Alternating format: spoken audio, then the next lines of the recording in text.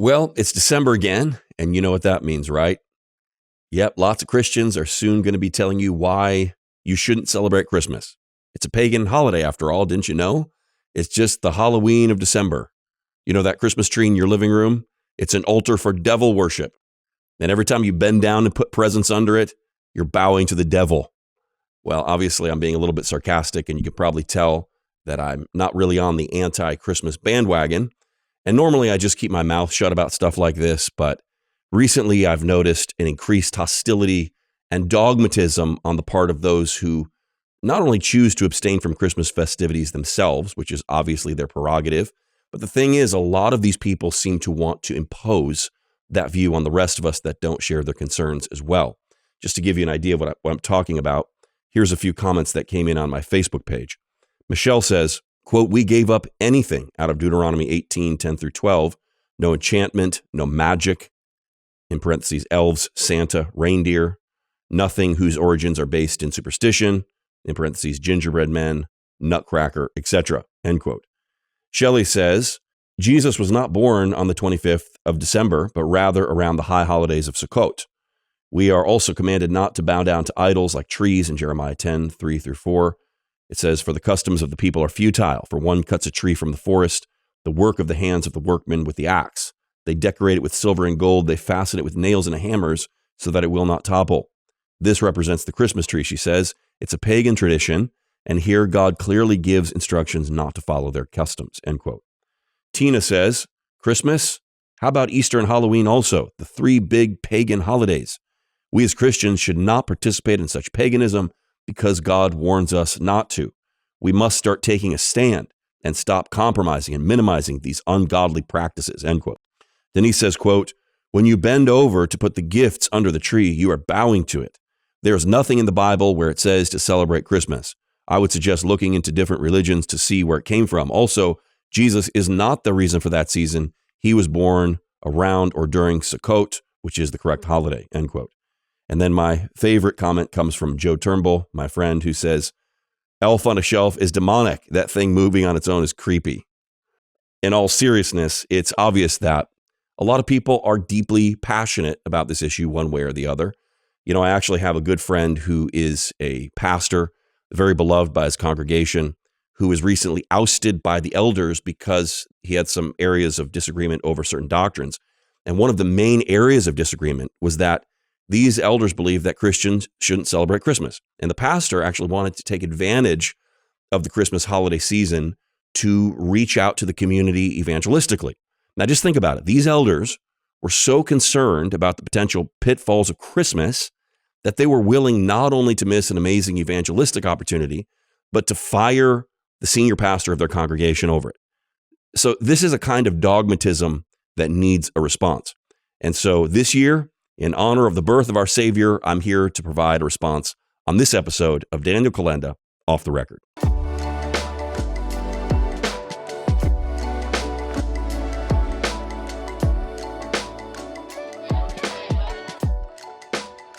Hello, everyone. Welcome to another episode of Off the Record. I'm Daniel Kolenda, and we've got a lot of ground to cover today, so we're going to dive into it. But just before we charge into the tall weeds here, let me just quickly remind you to subscribe to this podcast if you haven't already. As I hope you can tell, we put a lot of work into this, and all the content we create here is absolutely free to you. And I do have a Patreon account. It's patreon.com/Daniel Kolenda. But even if you can't help financially, you can still help by liking, subscribing, and sharing this content so that it can be a blessing to other people. And look, you're probably not going to agree with everything that I have to say here. That's kind of the idea of this podcast. It's where I deal with stuff that's a little bit more controversial and stuff that falls into the category of personal opinion and so on. But even if you disagree with me, I can promise that you're always going to learn something new, and I'm always going to try to stimulate your mind and challenge your thinking, which is healthy in and of itself. Now, this is going to be another one of those long, rambling podcasts today. So let me start by giving you just a brief overview of how I'm going to tackle this beast of a subject. And we're going to start by talking a little bit about the backstory of Christmas, where it came from, how it evolved into the holiday we know today. And we're going to start with the Roman Empire. We're going to talk about the early church. We're going to talk about some of the old traditions from the various European cultures that might have influenced Christmas.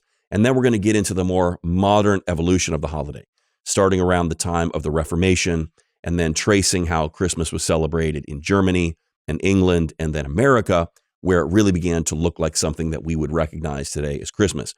And then, in light of all of that historical information, we're going to ask the really important questions like, is Christmas a pagan holiday? And where did the ideas of things like Christmas trees and Santa Claus come from, which are more of, objective questions with concrete answers. But then we're also going to ask some of the more philosophical questions like, should Christians celebrate Christmas? And I'm going to walk through some of the arguments that those who are opposed to the celebration of Christmas would use. And then I'm going to give you my unfiltered and probably somewhat controversial opinions on the matter as well. And although the Bible doesn't address the issue of Christmas directly, I do believe that the scriptures have something to say about the question at hand. And so we're going to look at that as well. And so let's just start out with what we know.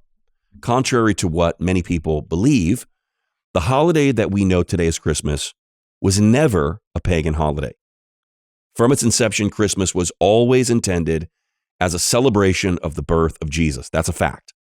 And actually, there was no such thing as Christmas until the 4th century AD. However, it's also a fact that before Christmas came along, there were a lot of other holidays that were celebrated around the same time of year.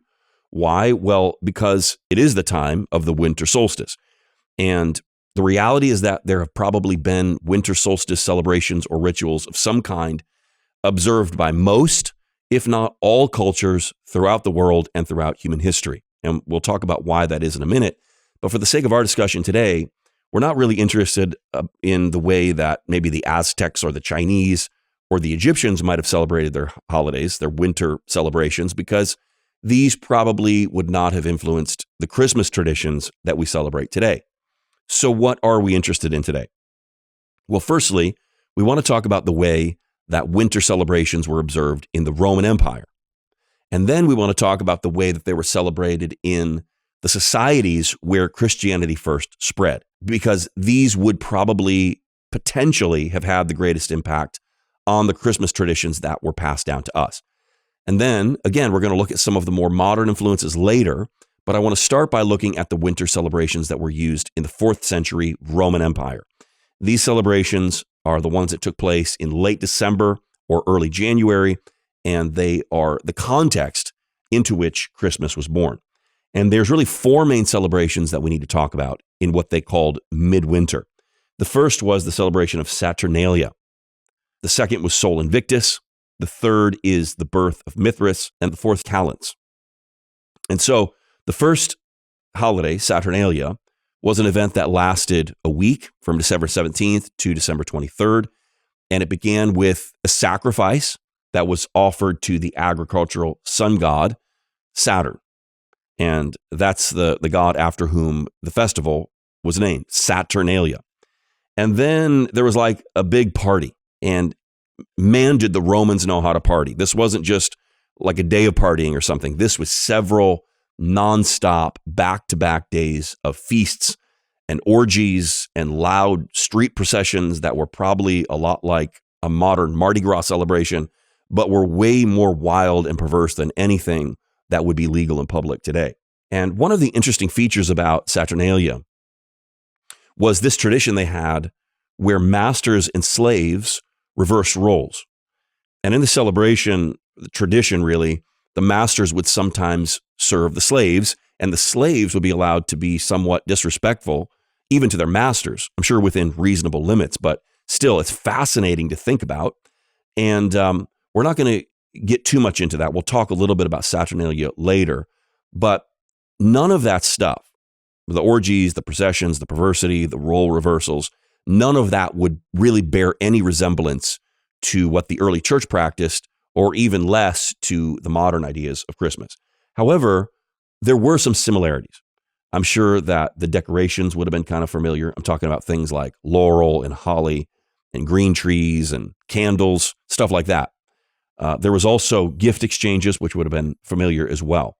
Okay, now the second holiday we want to talk about is Sol Invictus. which is what was known as the celebration of the unconquered sun god. Now, what was all that about? Well, it's really important to remember this. There are cycles and rhythms in nature that I think we in the modern world often don't feel as connected to because we don't rely on them as much. When it gets dark, we just switch the lights on. If it's cold, we turn on the heat. If it's hot, we turn on the AC. Most of us don't grow or raise our own food. We just go to the grocery store when we need food.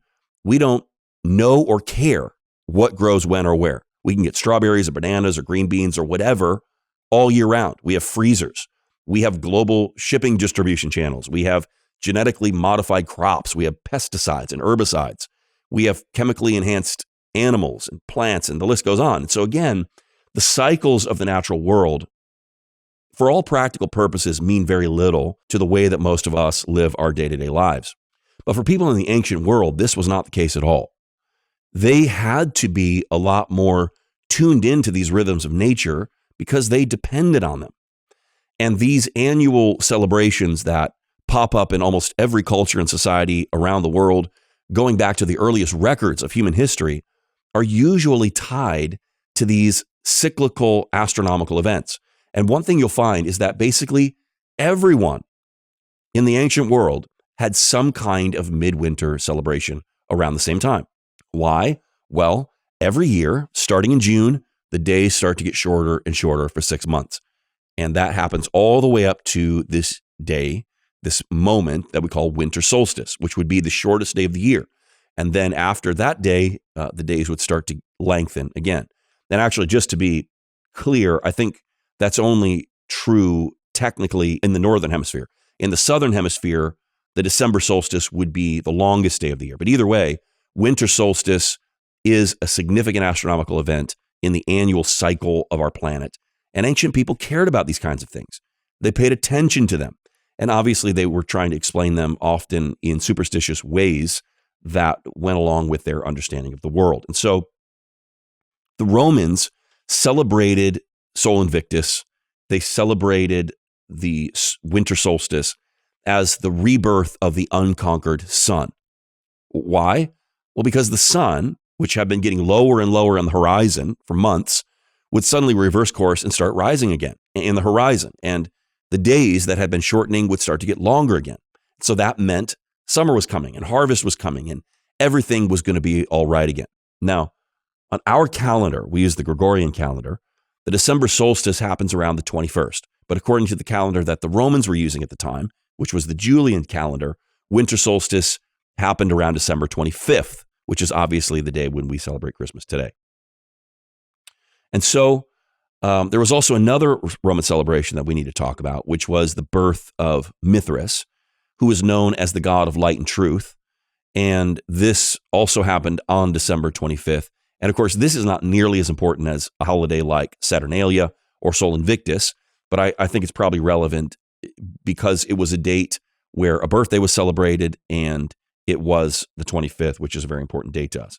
Then there's one more holiday that I'll mention. It was the New Year's celebration called Kalends, which is where we get the word calendar. And it began about a week after Saturnalia ended, and it also lasted for several days. The celebrations included processions and heavy drinking, which actually sounds a lot like our New Year's celebrations today, except instead of processions, we have parades. And so we can see that the ancient Romans had a long midwinter holiday season that ran basically from December 17th to around January 5th. Now, obviously, this time of year is the darkest, coldest time of the year.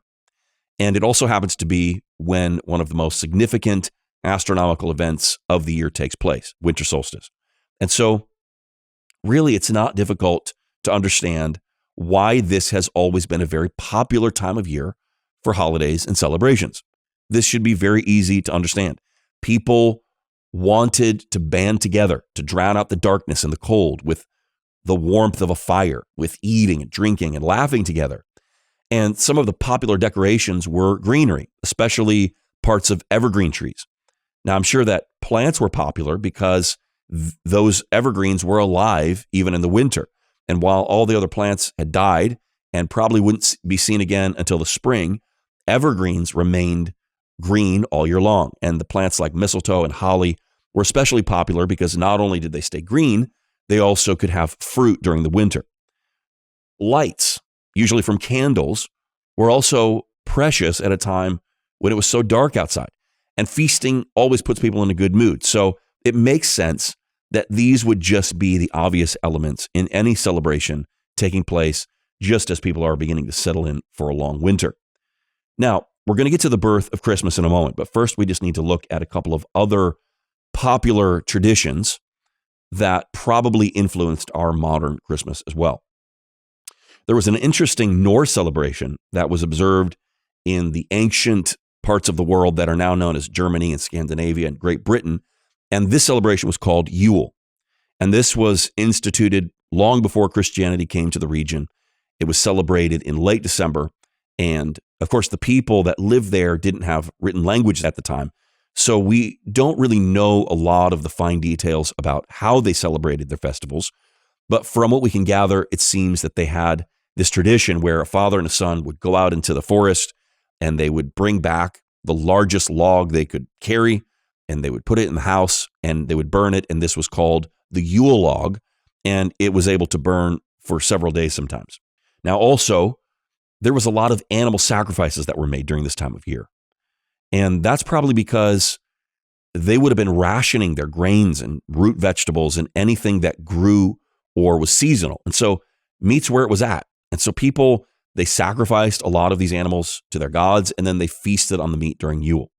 They also drank a lot of ale, and apparently they liked to tell ghost stories while they sat around the fire, which sounds kind of familiar. Here's the way Bruce Forbes, who's a Christmas historian and a Methodist minister, imagines what it must have been like in those frigid northern parts of Europe. He says, imagine yourself huddled in a cabin in the far north as a blizzard rages outside, accompanied by howling winds and strange sounds. It might seem as though creatures or spirits were riding across the sky. Folklore from many areas of Europe provided different stories that would explain the sounds in what became known as the Wild Hunt or Asgard's Ride, end quote. And one of those stories features a god named Odin, who you might recognize from some of the Marvel movies. Odin has one eye and white hair and a beard, and he rides an 8-legged horse that can fly. Oh, and Odin also is leading an army of resurrected warriors who had died in the previous year in battles. He leads them on a hunt during this time of year. So by now, you might be starting to notice some of the themes that are emerging here that bear similarities to what we know as Christmas. For example, you've got the laurel, you got the evergreen trees that were being used in ancient times to celebrate around this time of year. So you might think, could that be where our idea of the Christmas tree came from? And then how about this one? A man with a white beard flying through the sky. Could that be where we get the Santa Claus story from? Now, of course, Santa doesn't have an army of zombies and he's not on a hunt, but still, could parts of the story of Odin have crept into our Christmas lore? Well, we're going to answer some of those questions. But before we just jump to conclusions, we need to take a step back, because with the context that I've given you, we want to talk about where Christmas itself came from and how it evolved into the holiday we know today, because all that we've discussed so far are celebrations that predate Christmas. And it's true that they might have potentially influenced Christmas, but just because two things are similar doesn't mean that one caused or even influenced the other one. And so let's talk about when and why and how Christmas got added to the calendar, and also why the date of December 25th was chosen, and what link, if any, these pagan festivals that occurred in late December might have had to do with Christmas. Now, it might come as a surprise to many of you that the church historically did not always celebrate the birth of Christ at all. Why? Well, there's a few reasons. For one thing, we tend to just assume that everybody's always been into birthday celebrations. I mean, in our time, our birthdays are a big deal. But that hasn't always been the case for everyone everywhere throughout history. Actually, the celebrating of birthdays was kind of taught against in the early church. For example, Origen, who was an early Christian theologian, argued that the only biblical characters that celebrated birthdays were Pharaoh and Herod, and they were evil. And Herod beheaded John the Baptist at his birthday party. So birthday parties, he reasoned, were for pagans, not Christians. Now, maybe this gives us some perspective on why there was no Christmas before the 4th century, because in order for Christmas to become a thing, it would have to overcome these kind of negative sentiments within the early church. The turning point came in 312 when the emperor Constantine became a Christian. And when that happened, he put an end to the persecution of the church. And at that time, the church really had been underground the whole time. And they came up from underground and began to develop into a normally functioning organization and even a state-sponsored religion. And so as that process plays out, we begin to see Christian holidays like Christmas becoming part of the church tradition. And probably this happened, at least in part, because of a Christian desire to replace the pagan celebrations, which were very important within the culture, with wholesome Christian holidays that would glorify God. Now, this is an important point that I think a lot of the people that harp on Christmas as being a pagan holiday seem to forget. Christmas itself is not a pagan holiday.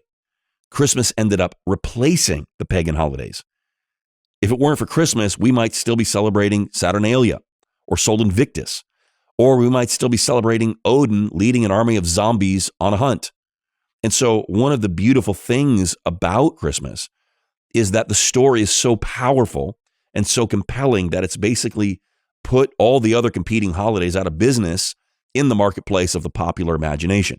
And it's risen to become the dominant celebration this time of year throughout all of Western civilization. And I think we should all be happy whenever the light overwhelms darkness and when something evil is swept away and something godly is put in its place. And by the way, the early Christians did this with a lot of different things. I remember years ago, I visited Rome and we went to this church called the Pantheon.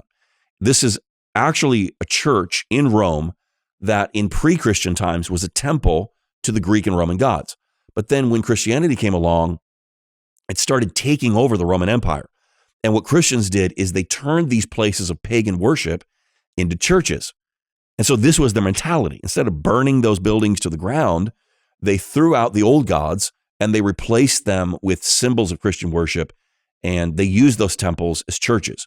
And by doing this, they actually said that they were exorcising those temples. Now, of course, we usually think of the word exorcism in connection to casting out demons, but they were using it with reference to replacing false religion with the worship of the one true God. And you know, there's something I really like about the mentality, actually.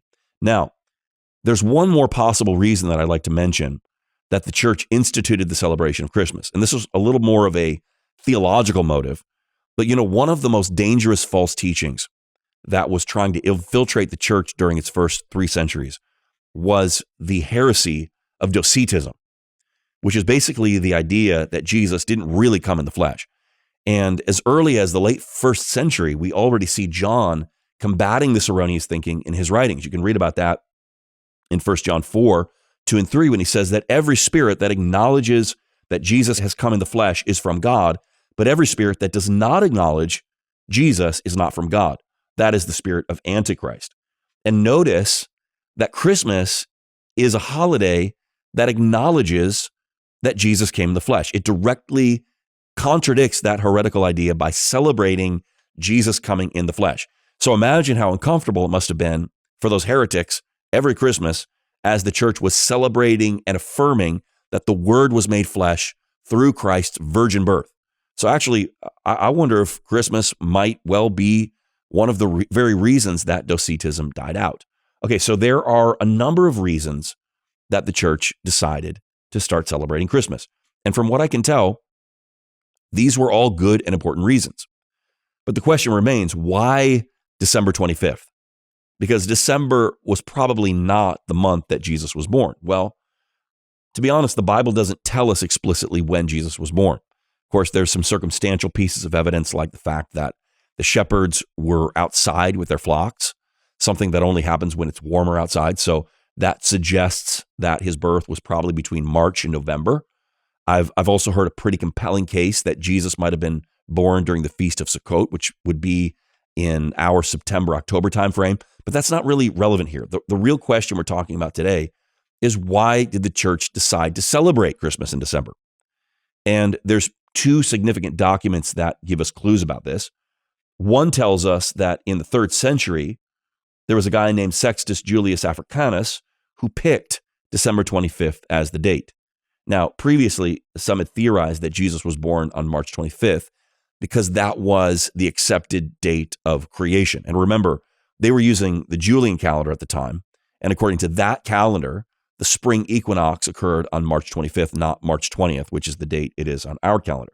So again, March 25th was thought of as the day of creation. And so for people in the early church, it only made sense that Jesus, the light of the world, would be born on the same day that God said, "Let there be light." You see, these kind of connections were influential and sometimes compelling to Christians in the early centuries of the church. But then Sextus Julius Africanus comes along and says that March 25th was not the day of Jesus' birth, but the date of his conception. And so if you add 9 months to March 25th, you end up at December 25th. And remember, according to the Julian calendar, December 25th is the day of the winter solstice, when the days start to get longer again. And it's a day when people celebrate the victory of light over darkness. It's a time when some of the most important annual celebrations took place. And I'm sure Christians wanted to see some of those pagan holidays replaced anyway. And so actually there were a lot of good and compelling reasons that December 25th becomes a candidate for the celebration of Christ's birth. But then after Africanus, more than a century passed before we see any evidence of the church accepting December 25th as the date. In fact, the earliest record that we have of the church adhering to December 25th as the date of Jesus' birth is 336 AD, which is 1 year before the death of Constantine.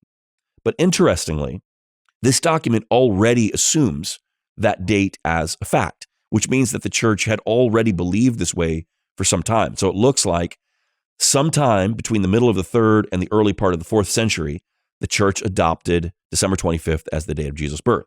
Okay, so we see a date that was agreed upon, but there's still no mention of a celebration of Christ's birth at this time. But it seems strange that the church would establish a date or agree on a date for the birth of Jesus and not celebrate it. So most historians just assume that Christmas began to be celebrated around the same time, that December 25th timeframe, and that is when it was established as Jesus' birthday.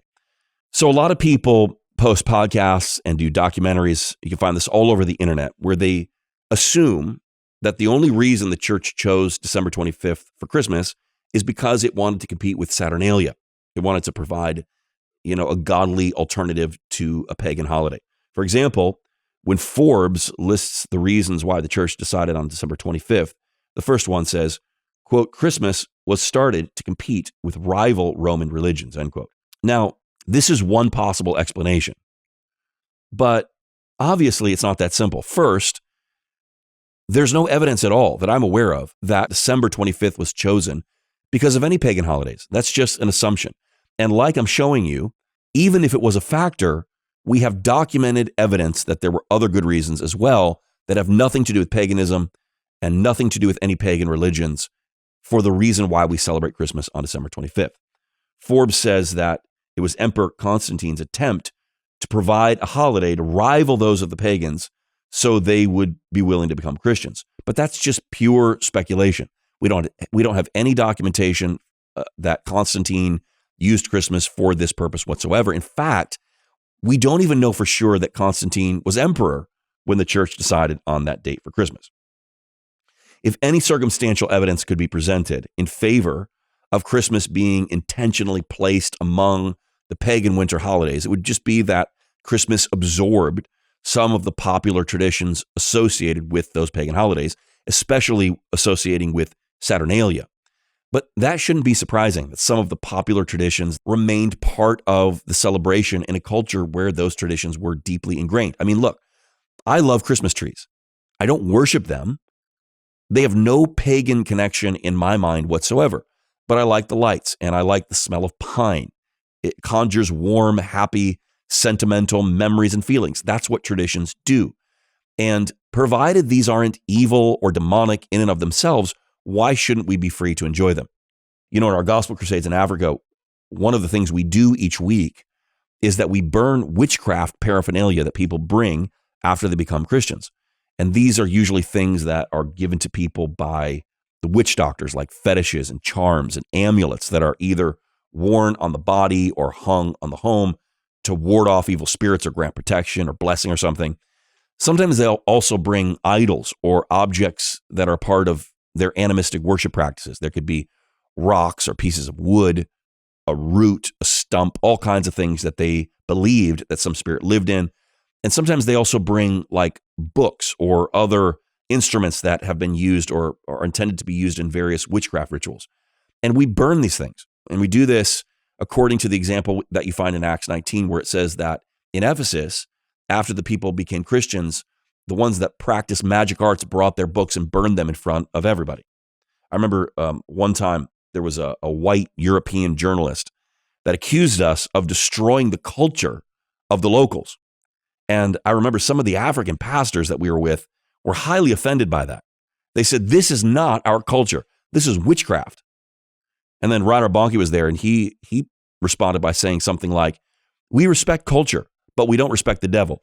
And every culture is good provided we kick the devil out of it. And that's what had to happen in the Greco-Roman world and later on throughout Europe as the gospel spread into these heathen lands. They had to kick the devil out. But that doesn't mean that they had to throw away every element of every culture and every tradition. Some things are not inherently good or bad. Look, God created evergreen trees, not the devil. The devil owns nothing. And guess what? I refuse to give him what doesn't belong to him. So again, we have no document from the early church that explicitly connects Christmas with one or more of the popular Roman pagan holidays. And so even though some of the specific traditions may or may not be vestigial remnants of some various old pagan holidays, we definitely cannot say for sure that pagan festivals are the origin of Christmas. Now, for some people, especially the more conspiracy theory-oriented types, as soon as they see that Christmas and pagan festivals occur during the same time of year, and they notice that there's some traditions that are similar between the two, they immediately make the connection and insist that one caused the other. And this is where it becomes important to just stick to the evidence and not make connections just because they make sense in our mind. Otherwise, we run the risk of straying into what is known as parallelomania, which is a fallacy that occurs when someone assumes that one source borrowed from another source strictly on the basis that both have similarities to one another. Listen, just because there are similarities between two things doesn't mean that one was borrowing from the other. It's possible that both could be drawing from a third source. It's also possible that the similarities are strictly coincidental. This was a common error that occurred in the late 19th and early 20th centuries in the world of liberal biblical criticism. There were some liberal scholars that found similarities between early Christianity and paganism, and they started claiming that the early church actually borrowed from the pagans to produce some of their doctrines. And they even famously argued that Jesus didn't really rise from the dead, but that the church borrowed the story of the resurrection from the mystery religions that also spoke of dying and rising gods. And obviously, these liberal scholars were wrong. And later 20th century scholarship proved those theories terribly wrong and sloppy and biased. So let's not make that same error by assuming that the church borrowed from paganism in the establishment of Christmas as a holiday and in its adaptation of December 25th as the date for Christmas. Unless there is actual evidence to support that conclusion, we can't assert it as if we know it's true. And just realize that anybody who talks about this as if they know that it's true, they're just full of baloney. People love to talk about things they don't know all the time. And it seems like this is more a problem than ever because of the way that social media has just given everyone a platform and everybody gets a voice. And unfortunately, often it's the more shocking and sensational voices and the more shocking, sensational theories that get the people's attention, especially if they voice that nonsense confidently and persuasively. So just don't be so easily manipulated. Now, again, to be perfectly clear, it may or may not be true that the date of pagan holidays was factored into the decision made in the 4th century. But we can't be sure about this. We just simply don't know. But even if it was a factor, it most certainly was not the only and probably not even the primary factor. Okay, so let's fast forward a little bit to the time of the Reformation because some really significant changes to the Christmas holiday took place during this period. And in ancient times, the Roman Catholic Church celebrated Christmas not just as a one-day celebration, but it was the culmination of 4 weeks of fasting during Advent. And that was followed by a feast to celebrate Christmas. And then there were 12 days of celebration leading up to Epiphany, on January 6th. And these are the 12 days of Christmas that you've heard about. This has little to do with the Christmas that we celebrate in America that derives its traditions from a different source. We'll talk about that later. But Christmas, as we know it today, came to America from England, who in turn imported some of their traditions from the Germans. And America also owes some debt to the Dutch. And it's that American version of Christmas that's really the one being followed to varying degrees all over the world. But the Reformation obviously brought a break between the Roman Catholic Church and the followers of Luther, who was a German Catholic priest who initially was trying to reform the Catholic Church, but ended up being excommunicated and ended up leading a movement that is known as the Reformation, which spread throughout Europe and eventually to America. Now, Reformed Christians and Protestants in generally wanted nothing to do with Catholicism, and often even they rejected the traditions and rituals of Catholicism. But Christmas was thought of as a Catholic celebration. So how would it fare in a Protestant world? In particular, how would the Protestant Germany and England treat Christmas? Well, we're going to look at this because it's very relevant to our conversation today. Interestingly, the Germans continued to embrace Christmas, and they just kind of adopted it as their own holiday. Germans had a particular fondness for Christmas, and actually they still seem to have that fondness. I mean, there's nobody that does Christmas like the Germans. And of course, German winters are very cold and dark. In late December, there's only about 8 hours of daylight, and the temperatures average in the 30s Fahrenheit. And so Christmas is kind of a welcome break that brings hope for a brighter, warmer future for those in the frigid north. But St. Nicholas, who we'll talk about in a minute, and who had been the focus of German Christmas, was replaced with Christkindl, and the celebration was moved from St. Nicholas Day, which was on December 6th, to December 24th. See, Nicholas had been a bishop of the church, and the Catholic Church actually canonized him as St. Nicholas. And that was too Catholic, obviously, for Martin Luther and the German Protestants. And so Christkindl means Christ child. So they shifted their focus away from St. Nicholas to the baby Jesus, which is obviously a good shift, but it probably created a rather awkward situation because the previous narrative was that St. Nick gave gifts to the children at Christmas. But now the focus was on the Christ child and how exactly was baby Jesus supposed to give gifts to children at Christmas. So Clark Mortledge says that Luther saw nothing in the Bible forbidding the celebration of Christ's birth, and so he saw nothing wrong with Christmas. Now, there were other supporters of the Reformation who wanted to rid themselves of anything that Catholics used completely. They wanted to just get rid of everything, including Christmas. But Luther himself was wise enough to recognize the difference between things that were overtly Catholic and things that were neutral.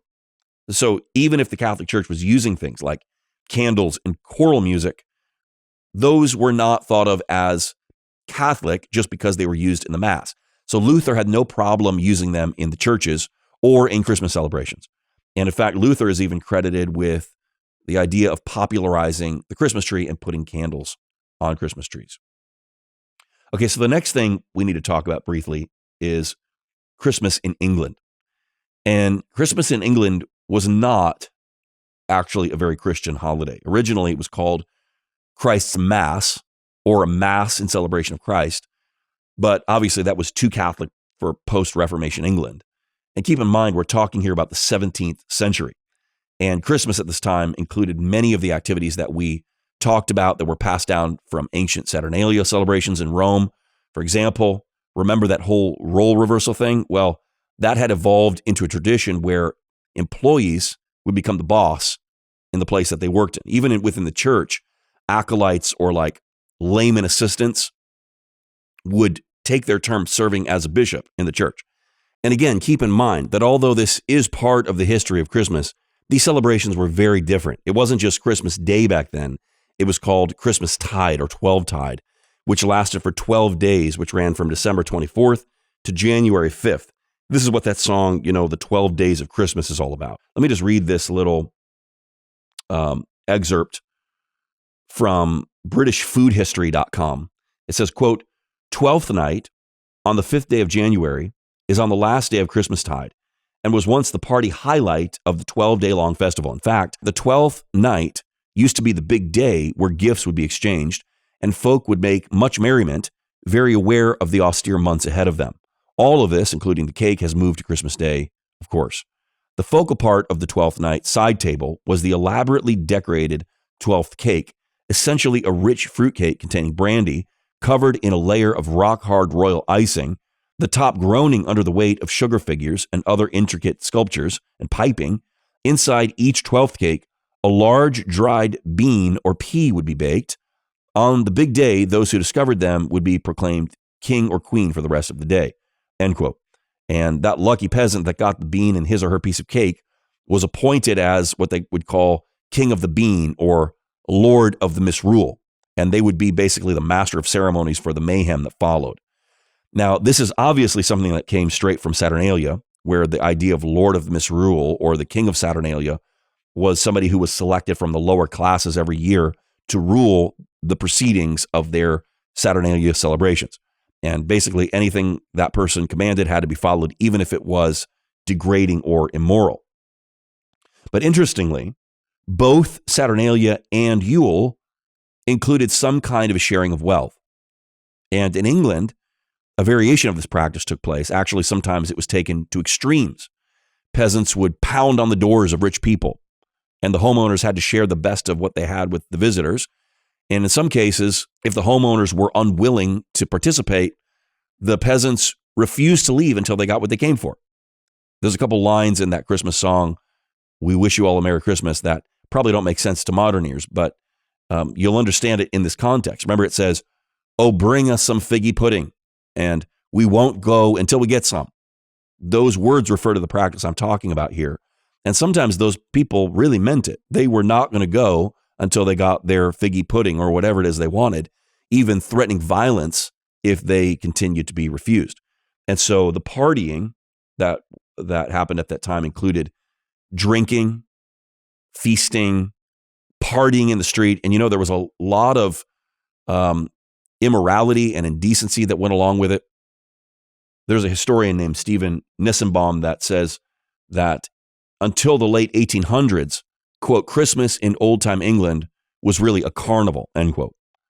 And actually, after the death of Queen Elizabeth in 1603, the Christmas celebrations in England became a combination of some of the worst elements of holidays that Americans celebrate today. Like the drunkenness was reminiscent of New Year's Eve. And there was partying in the streets and mask wearing that would remind you of Mardi Gras. And they were going door to door asking for handouts like Halloween. I mean, it was wild. Suffice to say that Christmas in those days in England was not a family holiday. It was an excuse, really, for people to behave badly. And this type of celebration was on a collision course with the church. And that happened after the English Civil War briefly brought an end to the monarchy in England. And then they were left with a Puritan-led government.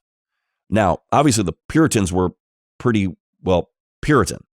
And one of the first things they did was to put clamps on those wild Christmas celebrations that have been taking place. And they actually banned Christmas in 1647 during the brief rule of Oliver Cromwell.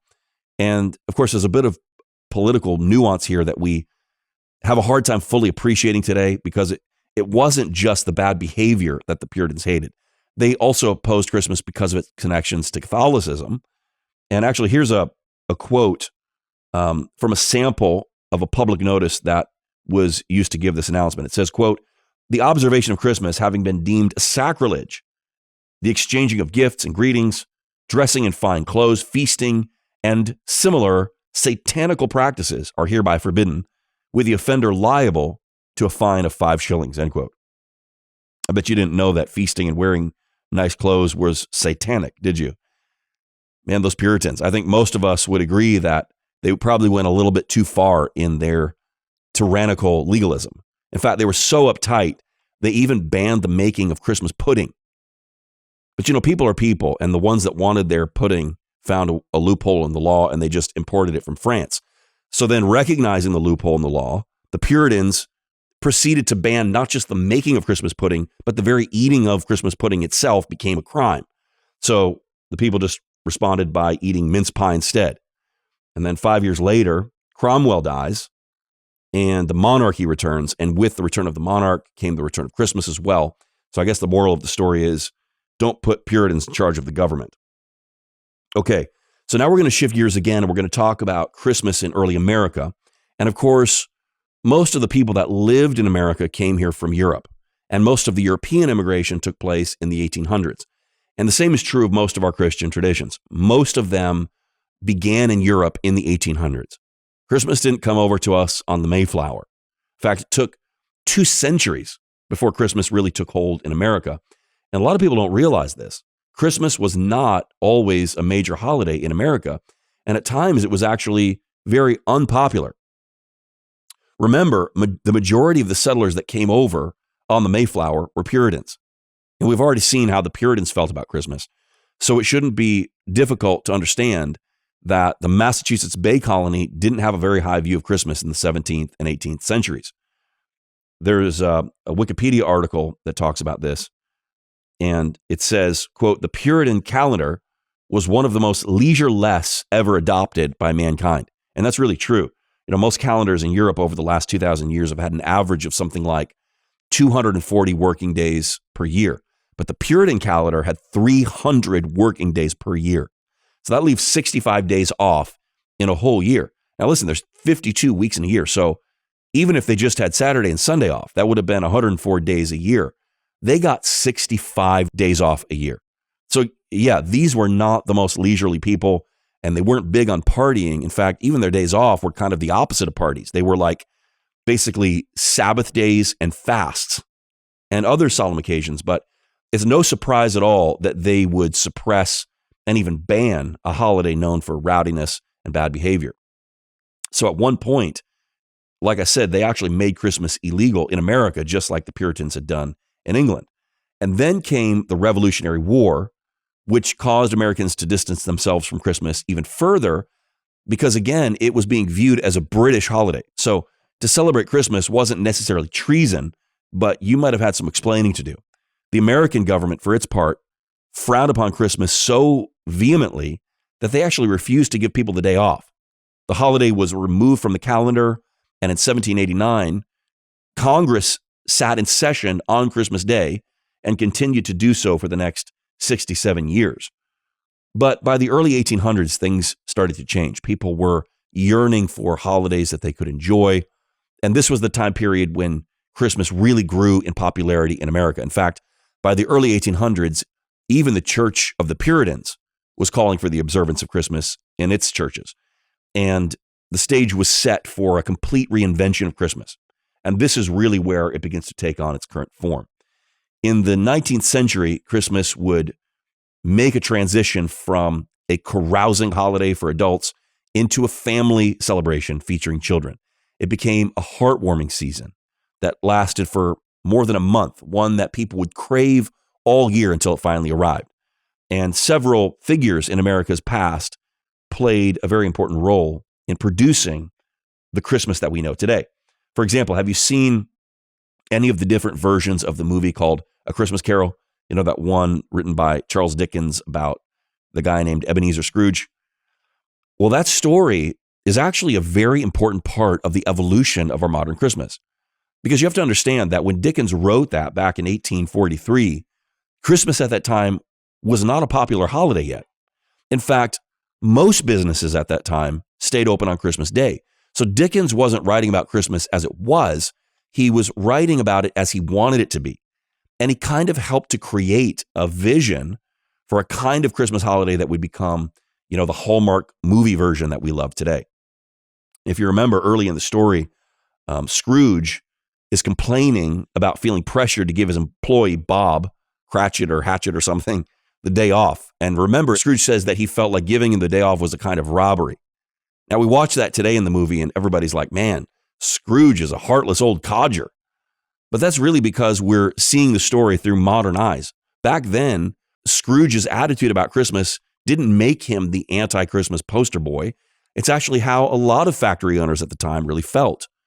That story, A Christmas Carol, was so popular in America after coming from England that it actually helped to change the attitudes of both nations.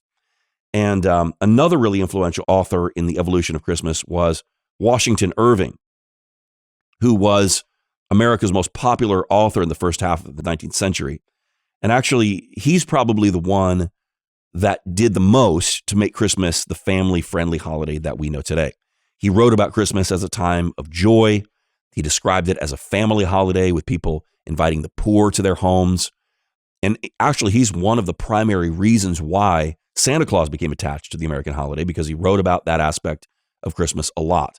In fact, I would say that Dickens and Irving are two of the biggest influences on the evolution of Christmas today. And, actually, it's almost a misnomer to talk about the history of Christmas, because what Christmas is today is so different in its origins than even the version that existed in England until the 19th century, that it almost seems misleading to call them by the same name. Remember, the Puritans and the U.S. government opposed a rowdy, wicked, carnal, wild party that was called Christmas in prior centuries. But when Christmas became the more family-friendly version, even the Puritans embraced it. And again, these are the people that outlawed cake. So it's a big deal that they embraced the more modern version of Christmas. And maybe, hopefully, they also lightened up a bit as well in the meantime.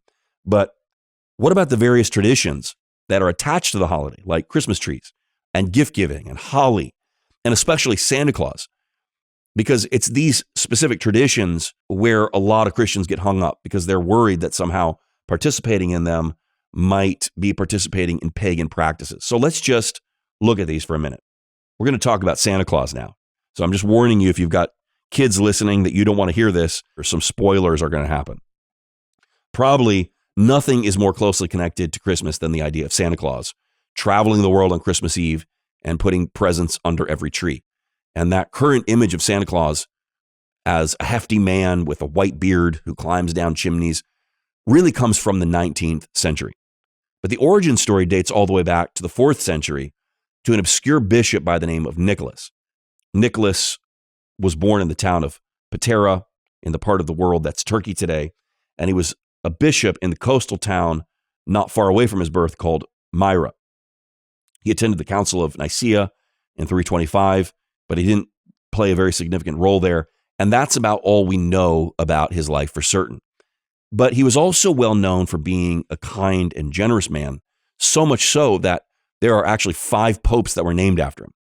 And when Nicholas's parents died, apparently they left him a large inheritance, and he decided to use that money to help people in need. The most famous story, probably legendary, but also the one that's most closely connected to Christmas, is about a man who had no dowry for his 3 daughters. Now, dowry, in case you're not familiar, it's a gift, or it's property, or it's money that's brought by a bride to the groom, to the husband, as part of the marriage arrangement. Now, in those days, most women could not get married without a dowry. And that was a very disgraceful fate, maybe one of the worst fates that a woman could face, because they would likely be destitute the rest of their lives. Often these women would end up being sold into slavery or prostitution. So this was a very dire situation for the women as well as for the father. And so the story goes that one night, while everyone's asleep, Nicholas throws a bag of gold coins into an open window to supply the dowry for the oldest daughter. And then later he did it again for the second daughter. But still, by this point, nobody knew where the money was coming from. So then when it came time for the third daughter to get married, the father stays up all night and discovers that it's Nicholas who had given them the money for the dowry. And one version of the story has Nicholas avoiding that discovery by throwing the bag of coins into the chimney, where it happened to fall into a stocking that was hanging to dry out in front of the fireplace. So whether these stories are historical or an invention, the point is that he was known as a generous guy that helped people in need. And Nicholas's charity work became well known, and people continued it after he died. They continued to give to the needy, and apparently some people would even hang stockings in front of their fireplace, hoping that Nicholas would pay them a visit. And he died in 343, but his legend grew. He was reported to have performed numerous miracles, and so he was eventually canonized by the Catholic Church, and he became known as Saint Nicholas or Saint Nick. And the legend of Saint Nicholas continued through the Middle Ages. He died December 6th. That became the day of his feast in the church. European children were known to leave their shoes outside their home on the eve of Saint Nick's feast day, and in the morning, the shoes would have candy in them. So When Protestantism took hold in Northern Europe, St. Nicholas was replaced by a less Catholic-sounding person. In England, he became Father Christmas. In the Netherlands, he was known as Sinterklaas. And the Dutch Sinterklaas was a hefty man with a white beard who carried a naughty and nice list. And so the Santa Claus we know today owes a lot to this Dutch version.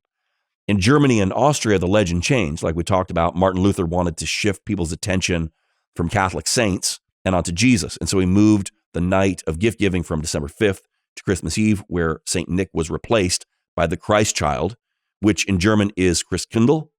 And when Europeans began migrating to the U.S., they kind of brought all these legends and traditions about Christmas with them, and they were kind of all mixed up and Americanized. So the English Christ's Mass became Christmas. The German Christkindl became Christkringle. The Dutch Sinterklaas became Santa Claus. And so you see all of it kind of melding together. And at the start of the 19th century, the story of Santa Claus was still in its infancy. The Santa we know today didn't exist yet. He wasn't jolly. He didn't wear a red suit. He didn't have reindeer or sled. But then in 1822, all that began to change. This was the year that Clement Clark Moore wrote one of the most famous poems in American history, A Visit from St. Nicholas. We know it as The Night Before Christmas. And in this story, Santa is an elf who descends through chimneys to deliver gifts to children. And Moore's Santa rode a sleigh led by 8 flying reindeer. He gave names to the reindeer that are known today, except Donder has been changed to Donner. Blixen has now become Blixen. And Santa is described in that poem as having rosy cheeks and a red nose. He wore fur, but it doesn't say what color the fur coat was. He also had a white beard, and he smoked a pipe, and his round belly shook when he laughed. But there's not very many other details. Now, our Santa Claus today has exchanged his nicotine habit for a milk and cookie addiction, but in a lot of other ways, he's still very similar to the character we read about in Moore's poem. Then in 1863, Thomas Nast began drawing cartoons of Santa Claus in Harper's Weekly magazine, building on what Clement Clark Moore had written. And he grew Santa into a full-grown man instead of an elf. And originally the suit was brown, but eventually it became red. And Nast's Santa had a bigger tummy. And Nast depicted Santa as living in the North Pole with a naughty and nice list and so on. But even Nast's cartoons weren't quite enough to produce the Santa that we know today. For that, we owe a debt to the Coca-Cola bottling company. In 1931, Coke began using Santa Claus in its advertising as a way to boost winter sales during the Depression. And they used Nast's descriptions, adding black boots and a black belt. And it's this version of Santa, invented by Coca-Cola, that we know as Santa today. So Santa, as he was portrayed by Nast in 1863, was meant to be a contrast to these ruthless, cold-hearted businessmen of the era called the robber barons. They were really known for robbing the poor through their very unscrupulous business practices. Santa was kind of the opposite of that. He gave gifts to the poor. He was the ultimate good guy. And so you have to realize that the idea was to try to influence society positively through this positive role model. And these things may or may not be connected, but it's interesting that by the end of the 1800s, philanthropy had become a very popular hobby among the very wealthy in America. Now, some people have tried to identify Santa Claus with an evil figure, in some cases even identifying him as Krampus, who is a legendary goat-like figure that was invented in the 12th century to do the dirty work of St. Nicholas. And this seems to be an evil twist on the concept that only good kids receive gifts from St. Nick. They added a character who punishes or even kidnaps the bad kids. And this is like a very misguided attempt to get children to obey using terrible fear tactics. Actually, the Catholic Church tried to ban this tradition, and it has no presence in traditional American celebrations of Christmas. But that doesn't prevent it from being the target of some people's accusations. Some people try to use Krampus as proof of the dark origins of Christmas, even going so far in some cases to identify Krampus with Santa Claus himself. But that's complete nonsense. Krampus has nothing whatsoever to do with the history of the tradition that led to Santa Claus. As for Santa Claus, a lot of Christians choose not to involve him in their celebrations at Christmas. Maybe they feel uncomfortable with an omniscient being that no one ever sees, who knows if you've been good or bad. Sounds like he's replacing God. That's understandable. Even more understandable is that we don't want to deceive our children by making them believe a story that we know isn't true. And even more understandable, we don't want to have to explain to our children why mommy was kissing Santa Claus. It's so awkward. Okay, so let's talk a little bit about Christmas trees. We just saw that Santa Claus received most of his defining characteristics in the early and middle 1800s. So now let's talk about the Christmas tree and see how it came to be a popular part of Christmas. Of course, we've already seen that the use of greenery in winter celebrations was pretty common in the ancient world, including the Roman Empire. And we also talked about the way that trees were used as a part of Yule in other parts of Europe. So using greenery in celebrations was popular in many parts of the world, including ancient Egypt and many other cultures. These people groups didn't necessarily get that idea by copying each other. In some cases, they didn't even have contact with each other. So how did they all get the same idea? Well, it's just obvious that in winter, when the trees are mostly leafless and the green plants die, it's comforting to find something that remains green and use it as a sign of life and new birth. But when the church began celebrating Christmas in the 4th century and beyond, I think it's fair to say that they did probably take some cues from Saturnalia. However, whatever they took, they modified it and they Christianized it. So, for example, they put apples on their trees to remind them of the Garden of Eden. They took the holly that was used in Saturnalia to signify new life, and they used that to represent the crown of thorns. And so, yes, the early church's use of greenery probably had ancient pagan origins, although they were Christianized. However, that's got nothing to do with where we get our modern use of greenery from. There is no connection. Listen to me. There is no connection between the idea of our Christmas trees and ancient pagan cultures and their festivals. In fact, our Christmas trees are not even connected to ancient Christian traditions.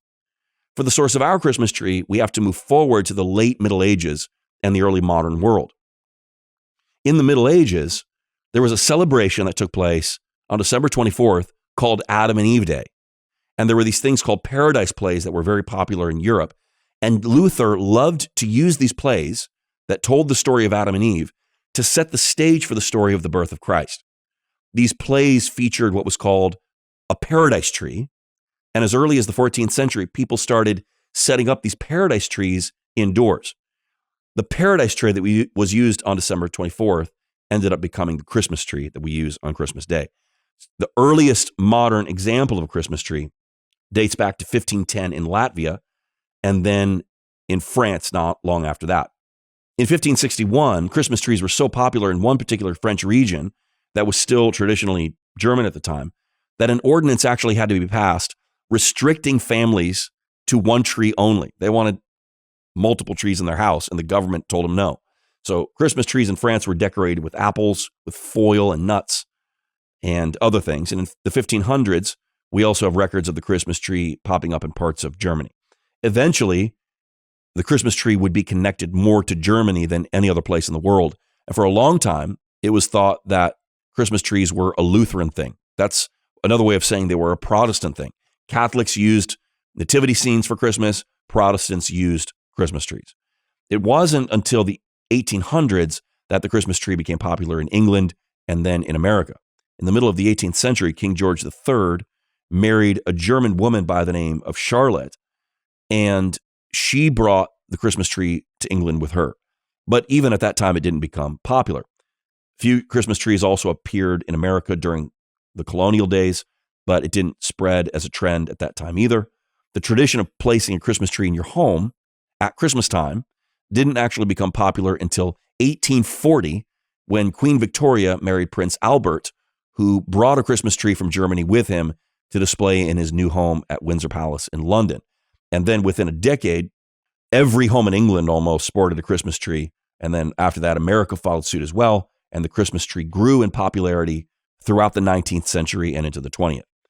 In 1885, there was a Christmas tree put on display at the New Orleans Exposition. In 1923, a Christmas tree was put on display on the south lawn of the White House. But probably the greatest moment in the history of the modern Christmas tree came in 1933, when the first tree was placed in Rockefeller Center in New York. And by that time, the Christmas tree had become a staple in American Christmas tradition. And so the purpose of the modern indoor Christmas tree was actually to serve as a repository for gifts. Originally, a small tree stood on a round table and small gifts were hung from the branches or whatever. Larger gifts would be sat on the table around the tree. And over time, as the gifts grew larger and more numerous, the size of the tree grew until it would no longer fit on the table, and then it was put on the floor where a large number of presents could be placed underneath. And of course, whenever we talk about Christmas presents, we inevitably spark the conversation about the commercialization of Christmas. And obviously, there's a lot that could be said about that conversation, but whenever we read reports of Black Friday shoppers fighting over, the latest Elmo toy or whatever, like starving refugees, it's hard not to ask, what have we become? And what does this have to do with the birth of Jesus? But on the other hand, don't forget that were it not for Christmas, a lot of small businesses would have to shut their doors. Actually, for many business owners, the only time of the year where they actually make a profit is between Thanksgiving and New Year's Day. And so, look, even though there's a lot of negative that could be said about commercialization, it is nice to give and receive presents. That's not all bad, is it? All right. Now, there's a few other traditions connected to Christmas whose origins we may or may not know, and we may even wonder why they're attached to Christmas at all. And I don't have time to go through all of them, but let me just mention three: mistletoe, holly, and poinsettias. Actually, mistletoe is probably the most pagan of all of our Christmas traditions. It was venerated by the ancient Greeks. It also had a place in the lore of the Druids and the Norse, which they would actually call a truce if two parties were found under mistletoe. Mistletoe was used in Christmas decorations as far back as the time of the church fathers. The tradition of kissing under the mistletoe originated in the Saturnalia festival, and it began to be practiced in England in the 1700s. By the 1800s, under Queen Victoria, it was believed commonly that two people who kissed under mistletoe would one day get married. So if you're going to throw anything out, throw the mistletoe out. Holly was also used in Saturnalia because it was green in winter, and for that reason, they associated it with the agricultural god Saturn. Druids used holly. They hung it in their halls. They thought it brought them good luck. But as we mentioned, Christians used it to remind them of the crown of thorns that Jesus wore in his crucifixion. The pointy leaves can be very prickly, and the red berries symbolize blood. However, neither the pagans nor the Christian symbolism has really survived. Today, people decorate with holly because that's what everybody else does. That's really all the symbolism there is to it. The poinsettia has a lot more recent history. Dr. Joel Roberts Poinsett, who was an American ambassador to Mexico, brought the plant back from Mexico in 1828. And it really has no clear connection to Christmas, except that National Poinsettia Day is December 12th. But, obviously the leaves turn red when they dry out, which makes the plant very pretty at a time when, there are not very many colorful plants growing. So it's not surprising that it would be identified with Christmas. Okay, so let me just recap for a minute. We've covered a lot of ground. When we look at the big picture, it simply is not true to say that Christmas is a pagan holiday. It's not even correct to say that it came from a pagan holiday. The Christmas holiday, Holy Day, was born out of the church's needs in a context where there had been some very significant historical changes in the church's role within the Roman Empire.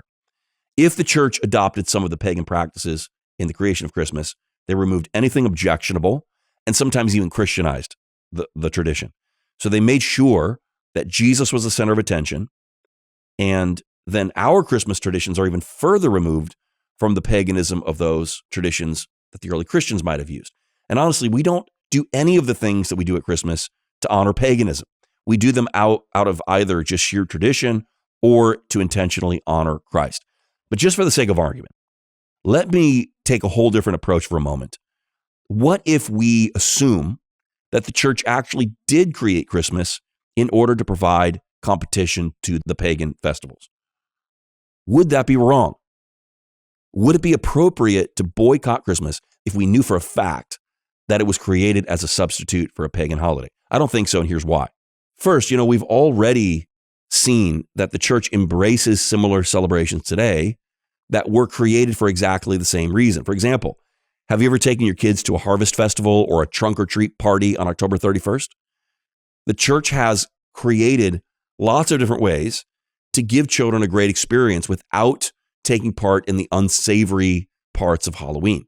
A lot of churches allow kids to dress up in costumes as long as they aren't, dressed up like something that's evil or scary. I remember going to one church party on October 31st as a kid where people were all dressed up like Bible characters. I remember going to one party that was a Hawaiian luau.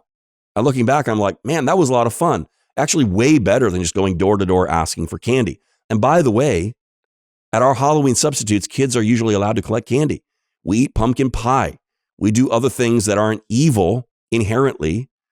And, we don't want our kids resenting the church and wishing they could be like the heathen kids down the road that get to dress up and have a big haul of candy every Halloween. So what do? We invented something that's just as good, maybe even better, but clean and safe and godly. And conservative Christian churches host events like this all the time. And we know that we're borrowing from the Halloween tradition of the world. And not only is that not a problem, but it's actually the whole point. We can create a celebration that's fun without becoming evil. And so if the early church had to deal with a similar situation where there were some Christians that were taking part in some of the pagan festivities because they were fun and because they were part of tradition, and the church solved the problem by creating a godly celebration to provide an alternative or even a replacement, why should that be a problem for us? Now, I understand that some of you that are listening to this also think that harvest festivals and trunk or treat parties and actually anything designed to replace Halloween is also wrong.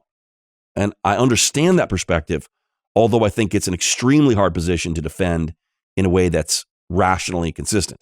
Because let me ask you a question. Would you be okay with giving out candy or eating pumpkin pie or having some other kind of benign fall-themed celebration on another day of the year? I think most people would.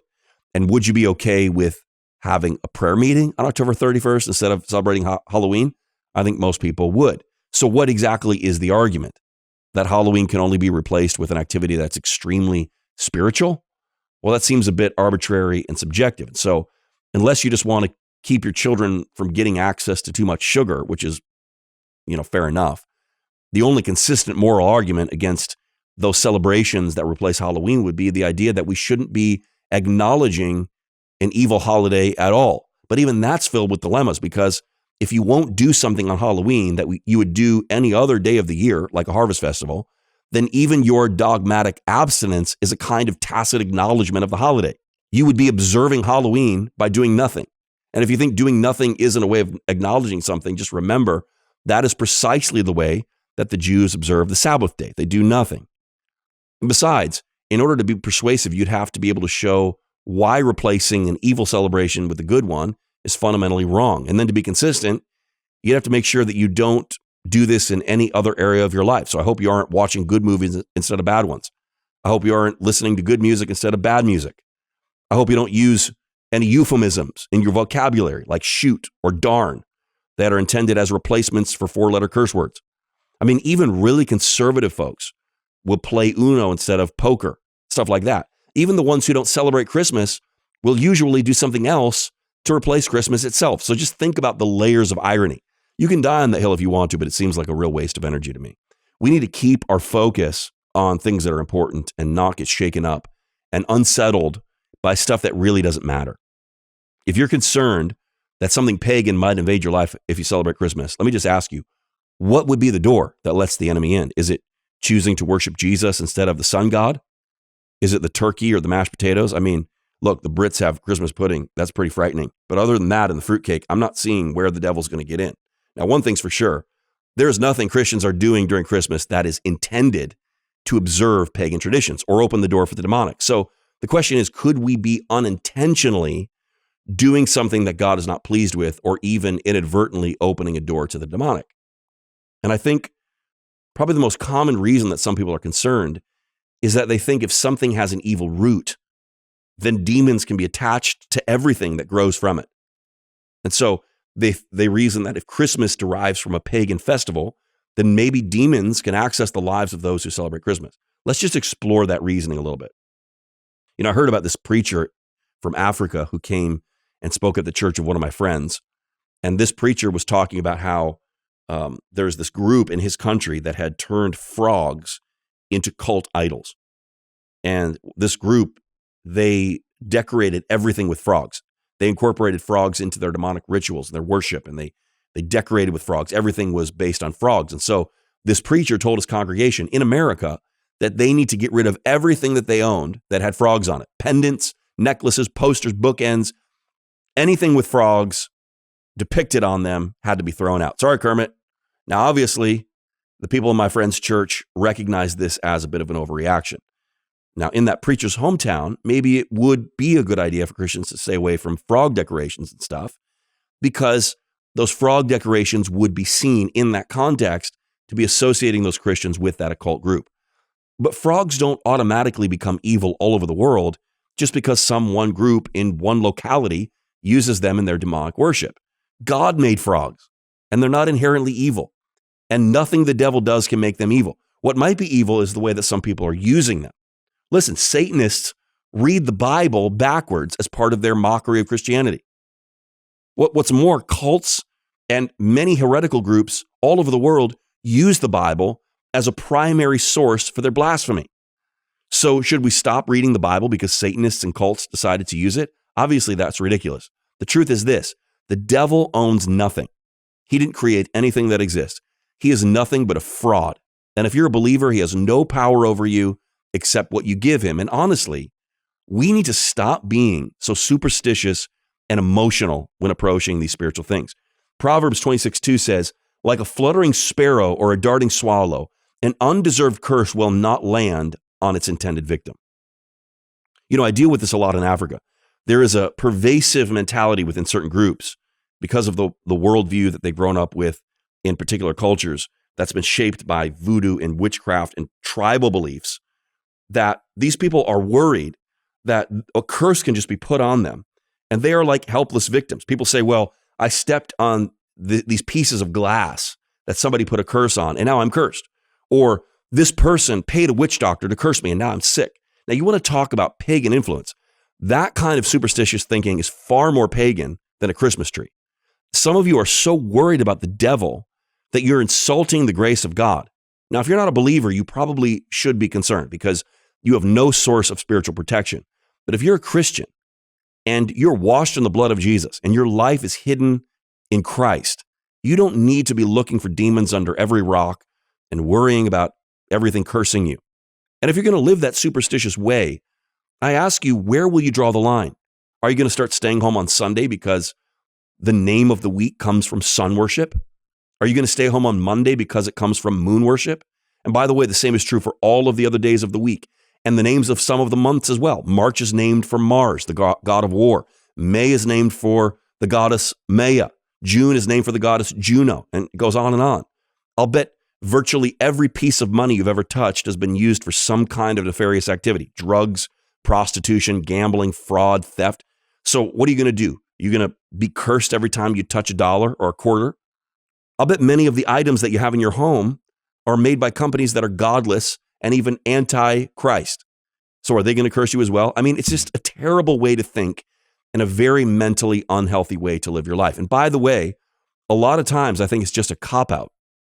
So many people would love to blame their problems on the devil and on curses rather than accepting responsibility for their actions. You know, there's a very popular movement right now that is trying to get everybody delivered from everything. It's this extreme hyper deliverance movement. And at the end of the day, let me just say this. I believe in deliverance, but not everything is a demon that you can just cast out.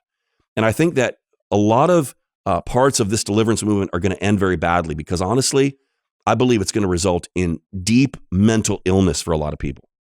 And I know this is probably going to get me a lot of hate from those that are building ministries on this deliverance bandwagon, but I have to say it. A lot of this stuff, when I see and hear it, it sends alarm bells off in my spirit. Something's not right. It's not the solid, enduring, time-tested, orthodox faith once delivered to the saints. It's winds of doctrine. It's a spiritual fad. It lacks substance. It lacks the truly transformational power of the gospel and the renewed mind. Listen, there's no shortcuts. If you want to be free, deliverance without discipleship just isn't going to get you anywhere. Now, maybe I need to do a whole podcast on that at some point, but I don't want to go off down that rabbit trail. But it's not a totally unrelated subject either, because the same kind of superstitious, almost pagan way of thinking that makes every problem people have some demon hiding in their elbow or something. That's the same kind of thinking that we find in the people that feel like putting an evergreen tree in their house is going to open a portal to the demonic. Just because the pagans liked evergreen trees too at some point in history. It's superstitious nonsense. And some of you are like spiritual toddlers. You're still afraid of monsters under the bed. Grow up. Greater is he that is in you than he that is in the world. In Galatians 2:20, Paul said, the life I now live in the body, I live by faith in the Son of God, who loved me and gave himself for me. The Christian life is a life that is to be characterized by trust in Jesus, not fear of every demon lurking around every corner.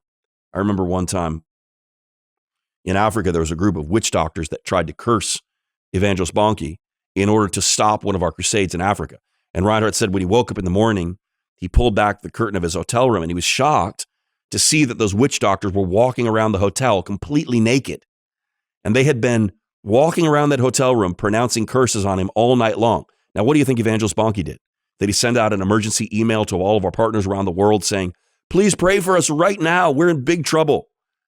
No, he opened the window and he shouted to those guys walking around naked around his hotel room. And this is what he said. Good morning. I'm so sorry for you. You've worked the whole night so hard and I slept so well. Listen, we need to stop embracing this fear-based, unbiblical, superstitious way of looking at the world that glorifies the devil instead of glorifying God and actually gives the enemy access to our minds through fear and unbelief. Now, why do I call this an unbiblical way of thinking?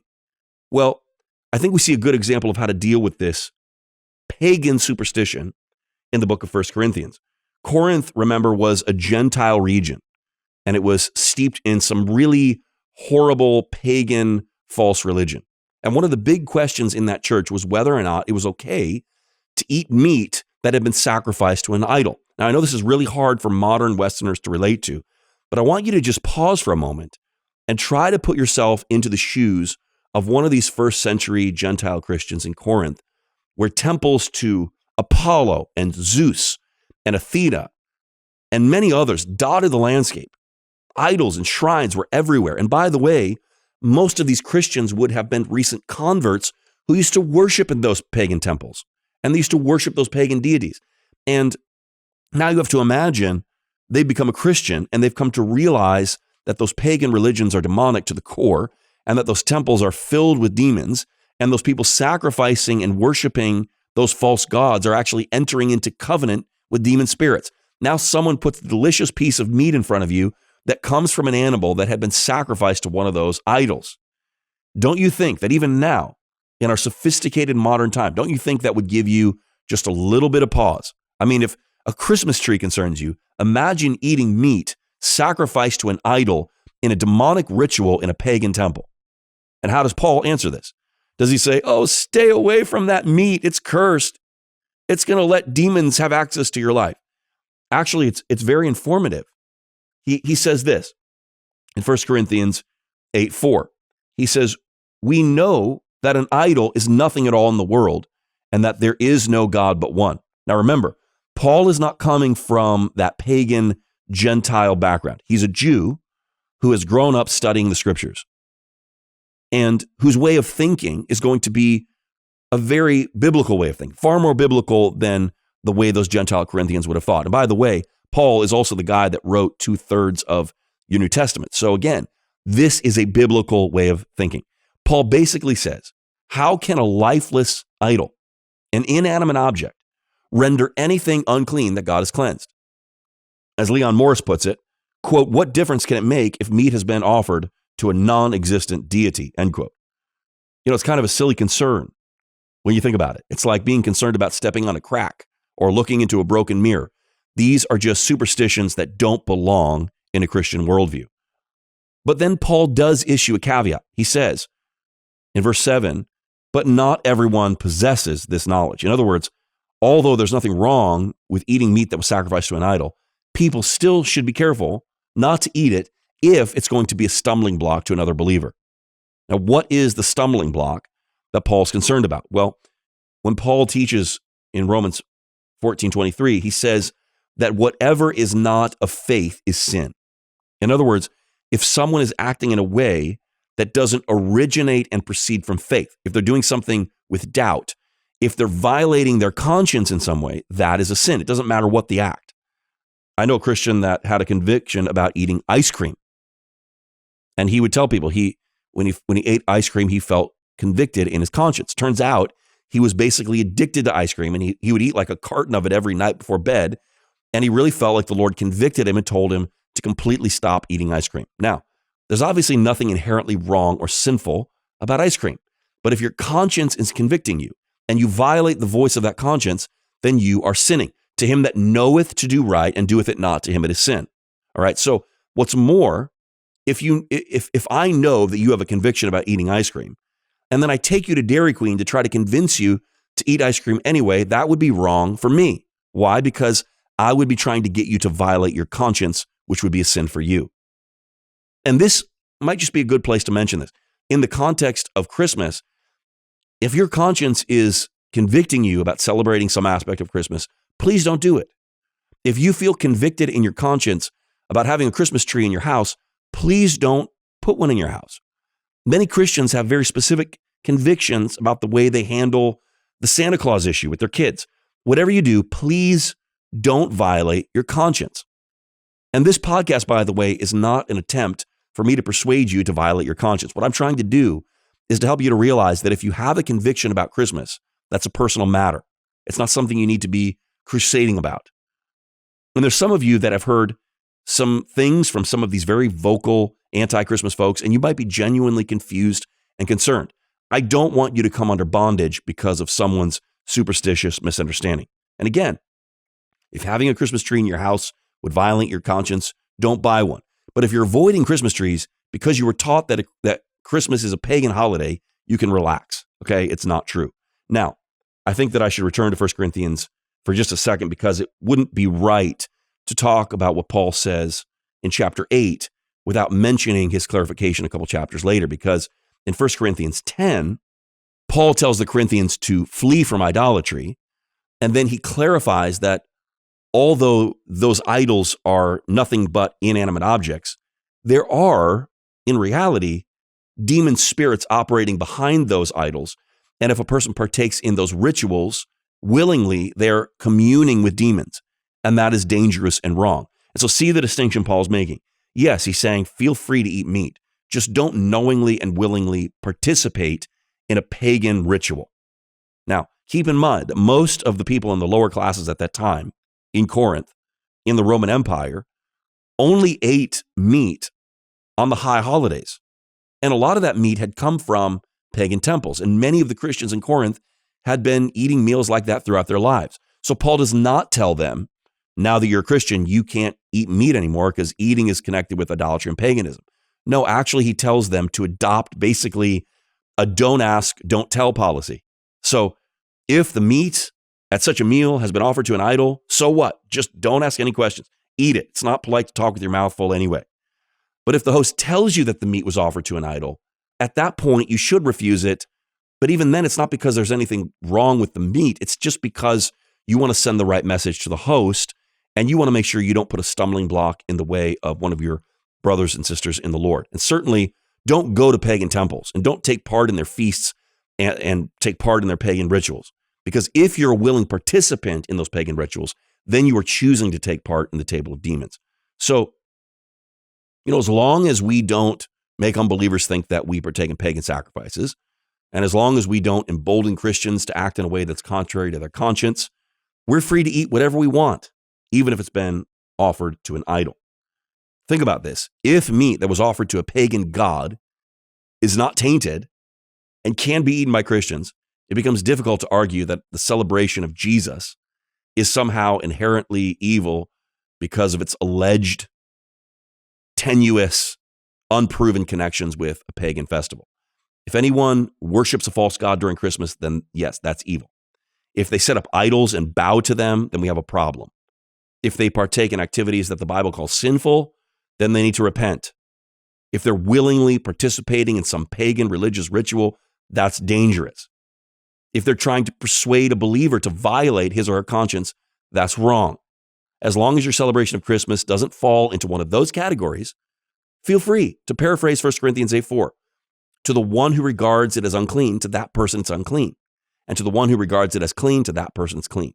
If everyone chooses to act according to their own conscience, without judging or looking down on others who don't see it that way, then we all should be able to get along together. Now, let me just mention one more thing about the concern that Christmas is in some way connected to pagan traditions. A few years ago, I wrote a book called The Mystery of the Magi, which is a pretty small book that's about the story of the wise men, and it shows a connection between the wise men that we read about in Matthew's gospel and the Magi mentioned in the book of Daniel in the Old Testament 600 years earlier. Just think about this.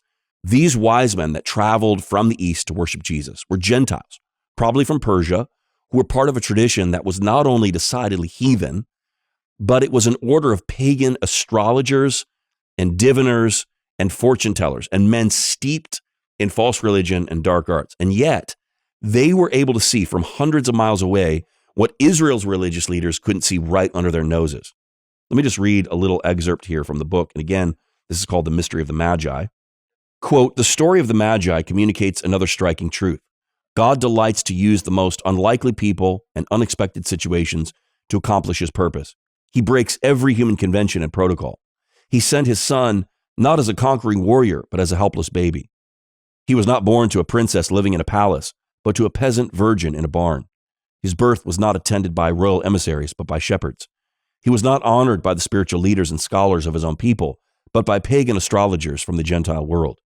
But why does God operate this way? Because he has chosen what is insignificant and despised in the world, what is viewed as nothing, to bring to nothing what is viewed as something, so that no one may boast in his presence." 1 Corinthians 1, 28 and 29. Today, most of the world celebrates the birth of Jesus in December, and every year I hear a few Christians protest. They point out correctly that Jesus was not born in December.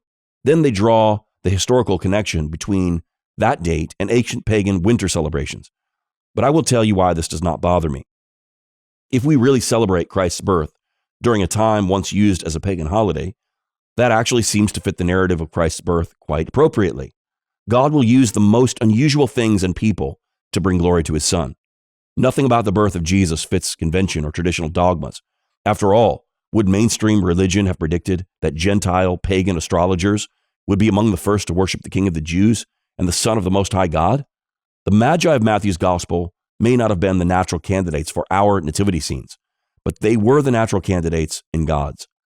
I would be happy if every pagan holiday became a celebration of the one who is Lord over every day of the week, month, and year. When Jesus made his triumphal entry into Jerusalem, the people praised God in loud voices and recognized Jesus as Messiah. The jealous Pharisees demanded that Jesus rebuke the disciples for their outburst. But Jesus said, "If they keep silent, the stones would cry out." Luke 19:40. It seems that the Father will not allow the Son to go unrecognized and unpraised. If people won't praise him, inanimate objects will. If the Jewish wise men won't praise him, pagan wise men will. One way or another, God will get his glory, end quote. And so, you know what? If God can use pagan astrologers to recognize and honor the birth of his son, then he can use our little Christmas holiday celebration as well. Pagan roots or not. Next time you're walking through Walmart or you hear these words coming over the speaker system, words like, "Truly he taught us to love one another. His law is love and his gospel is peace. Chains shall he break, for the slave is our brother, and in his name all oppression shall cease. Sweet hymns of joy, in grateful chorus raise we. Let all within us praise his holy name. Christ is the Lord. Oh, praise his name forever. His power and glory evermore proclaim." Man, that's so beautiful and powerful and Christ glorifying. So next time you hear lyrics like that ringing out in a shopping mall or in public somewhere, just remember that is brought to you by Christmas. Let's thank God for it. And let's use it as an opportunity to share the gospel and to celebrate the most amazing gift ever given, the gift of God, his son, Jesus Christ. For God so loved the world that he gave his only begotten son, that whosoever believeth in him should not perish, but have eternal life. And on that note, allow me to wish you a very Merry Christmas and a Happy New Year.